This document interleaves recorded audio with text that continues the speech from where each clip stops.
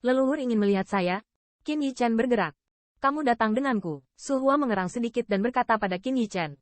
Melihat ini, Lu Lingying dan Xiao Linger mengikuti dari dekat. Namun, setelah dilirik oleh Su Hua dengan ganas, Xiao Linger hanya meludahkan lidahnya. Sebenarnya, dia tidak ingin melihat wanita tua itu. Meskipun yang terakhir memperlakukannya dengan baik, dia selalu menahan diri dengan Xiao Linger ketika dia bersamanya. Lu Lingying juga menghadap Qin Yichen mengangguk dengan lembut, lalu tetap di samping Xiao Linger. Pergi. Su Hua berkata bahwa Qin Yichen mengikuti di belakangnya bahkan saat dia berjalan keluar. Qin Yichen, saya mengambilnya tanpa persetujuan Anda, dan saya harap Anda memaafkan saya. Sambil berjalan Qin Yichen, Su Hua menggigit bibirnya dan tiba-tiba berkata. Melihat wanita cantik dalam posisi tinggi ini meminta maaf pada dirinya sendiri, Qin Yichen sedikit terkejut, tetapi dia melambaikan tangan dan tersenyum. Meizi dan Xiao Linger dapat mencapai prestasi hari ini. Terima kasih kepada Penatua Perdana, terima kasih semuanya, ini sudah terlambat. Terima kasih. Bagaimana bisa ada pendapat? Pada titik ini, Qin Yichen akhirnya melepaskan hati Su Hua. Dalam analisis terakhir, Su Hua juga demi ras manusia. Pada jarak absolut, menemukan dua bibit ini di area keluarga kekaisaran yang bias. Saya khawatir itu juga membutuhkan banyak usaha. Pencapaian mereka berdua bukanlah kredit saya. Su Hua menggelengkan kepalanya. Rumus tubuh konstan Lu Lingying yang mendalam diajarkan kepadanya oleh Qin Yichen dan Xiao Linger, dibawa masuk oleh leluhur. Untuk dua orang, selain menyediakan beberapa sumber daya, dia benar-benar tidak berperan banyak. Beberapa saat kemudian, Su Hua memimpin Qin Yichen ke kedalaman istana Vas Glasial. Hanya di sini pegunungan itu mempesona. Dibandingkan dengan lingkungan es istana Vas Glasial di sekitarnya, itu benar-benar berbeda. Sebelum bukit itu, ada sebuah rumah besar yang tidak mencolok.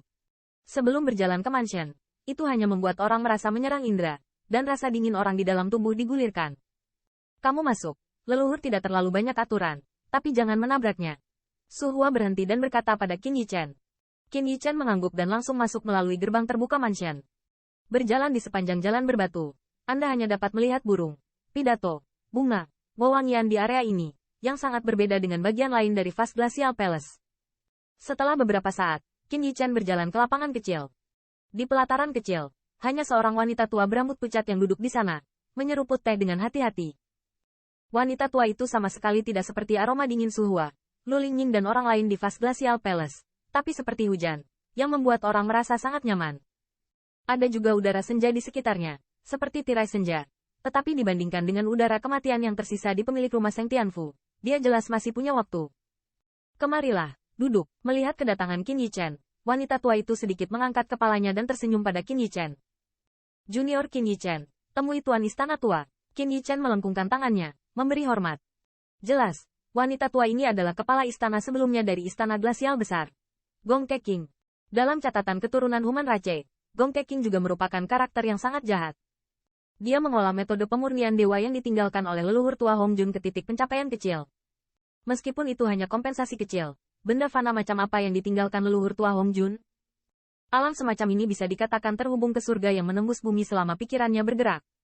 Tuan Istana Tua. Hehe, wanita tua itu bergumam pada dirinya sendiri. Sepertinya membangkitkan beberapa kenangan karena judul yang familiar ini. Aku tidak tahu apa yang diminta oleh kepala istana tua padaku. Qin Yichen menatap lelaki tua yang akan mengacaukan situasi ras manusia di tahun-tahun senja. Matanya penuh hormat dan nadanya sangat sopan. Yakinlah, karena kamu ada di sini, aku tidak akan meninggalkan semangat sedikit pun secara paksa. Seolah melihat melalui pikiran Qin Yichen, wanita tua itu terkekeh dan terlihat sangat baik.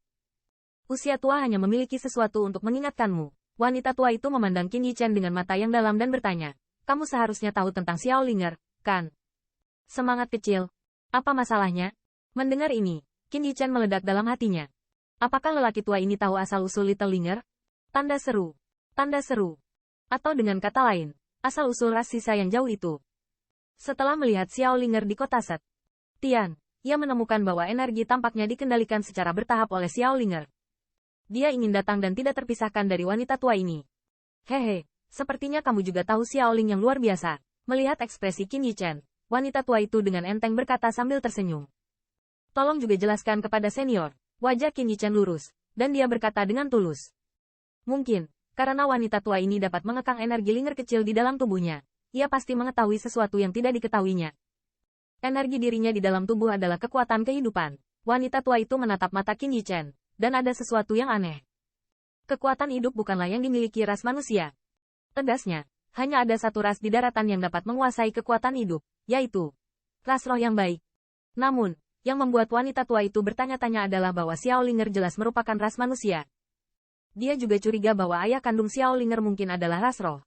Tetapi, anehnya, itu adalah Qin Yichen, seseorang dengan roh bela diri naga sejati. Dengan roh bela diri naga sejati, ini dapat secara langsung mengesampingkan kemungkinan bahwa Qin Yichen bukanlah ras manusia. Seperti kekuatan kehidupan, di daratan, hanya ras manusia yang dapat memiliki roh bela diri naga sejati-sejati. Kekuatan hidup, tanda seru. Ada kilatan cahaya yang luar biasa di mata Qin Yichen, dan kemudian, hatinya bergerak. Apakah itu altar untuk spirit race tertentu? Ah, wanita tua itu sangat yakin. Tubuh tua hanya bisa sedikit menahan kekuatan bagian dalam tubuhnya. Tapi ini bukan solusi jangka panjang. Kecuali jika Anda ingin menyelesaikannya sepenuhnya. Kecuali buku kehidupan. Kulit Qin Yichen menjadi sangat serius. Kitab kehidupan adalah dewa ras roh dan metode kultivasi untuk semua elf. Setelah berjalan keluar dari kediaman utama istana Fast Glacial, kulit Qin Yichen selalu khusyuk. Jika Anda ingin membiarkan Xiaolinger mempelajari kitab kehidupan, maka, kecuali Anda membawa Xiaolinger untuk menyempurnakan spirit race. Fine spirit race adalah hobi dan balapan damai. Namun, ini tidak berarti bahwa spirit race yang baik akan memungkinkan Xiaolinger mengolah kitab kehidupan. Lagi pula, Xiaolinger bukanlah elf. Jika Xiaolinger tidak dapat mempraktikkan buku kehidupan, bahaya tersembunyi di dalam tubuhnya tidak dapat dihilangkan. Ini adalah duri di hati Qin Yichen. Sampai kembali ke aula Pavilion Han. Wajahnya sedikit melambat, tapi dia masih terlihat oleh Lu Lingyi sekilas. Dia punya pikiran.